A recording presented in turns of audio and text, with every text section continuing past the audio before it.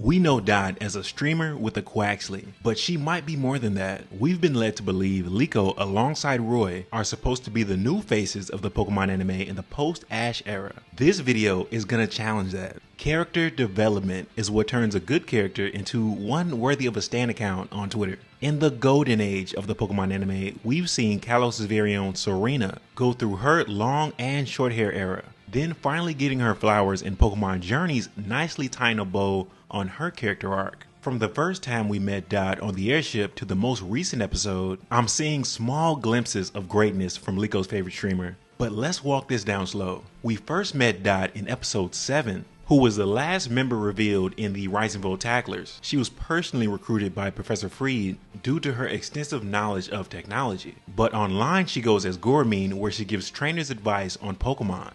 Fast forward to when Liko and Roy come into the picture. Liko is fanning out, especially early on, but the more time they spend together, she sees Dot as more of a person than a streamer. The first two arcs, we see Dot slowly step out of her comfort zone, aka her room/studio, more and more after every adventure, ultimately forming the Liko, Roy, and Dot trio we see today. Partnered up with the mighty duck himself, Quaxley, who can really do it all, whether it be battling, a live stream co-host, or just giving her life advice when she's unsure of herself. But what happens when Dot gets ready to take on Iono during her terrestrial training is where we see her elevate from a supporting character to something more. With both being popular streamers, Iono has the idea of live streaming the battle, but Dot as Gourmine. So they have a battle rehearsal with Roy as a stand-in. Because up to this point, Dot really hasn't done any IRL streaming. And as soon as Iono summons a bunch of Rotom phones from her sleeves, you can tell Dot is not comfortable. So much so, she can't even give Quaxley commands. And it pretty much goes downhill from there.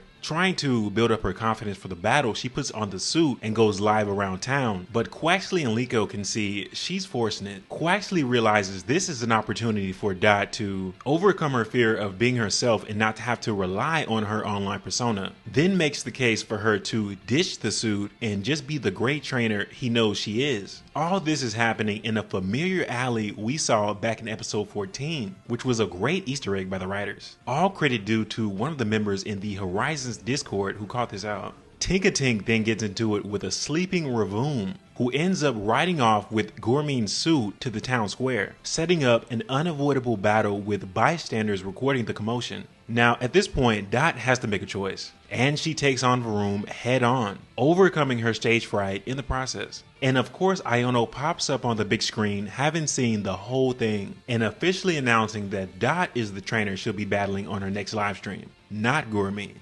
Addressing Dot for the first time by her real name. Besides Liko, Dot's character has undergone a complete change. The days of being locked in a room, making videos, eating snacks in Snorlax Crocs are long gone. Dot's out and about, battling, catching Pokemon. She even played a big part in fighting Rayquaza during the second arc finale. From the outside looking in, factoring everything that these three have been through individually, Dot has progressed at the same rate, if not more, than Liko, but especially more than Roy. I have to say this, the writers have to give Roy something. This is just disrespectful. You promote him as the dual protagonist, yet we've seen only show tunes and a slight rivalry between Nemona, which I'm hoping will lead into something in the future. Attaching a character to a shiny legendary Pokemon is not enough. Rant aside, Dot is showing great promise going forward, and the battle between her and Iono is going to be interesting to see. But those are just my thoughts. Let me know what y'all think in the comment section.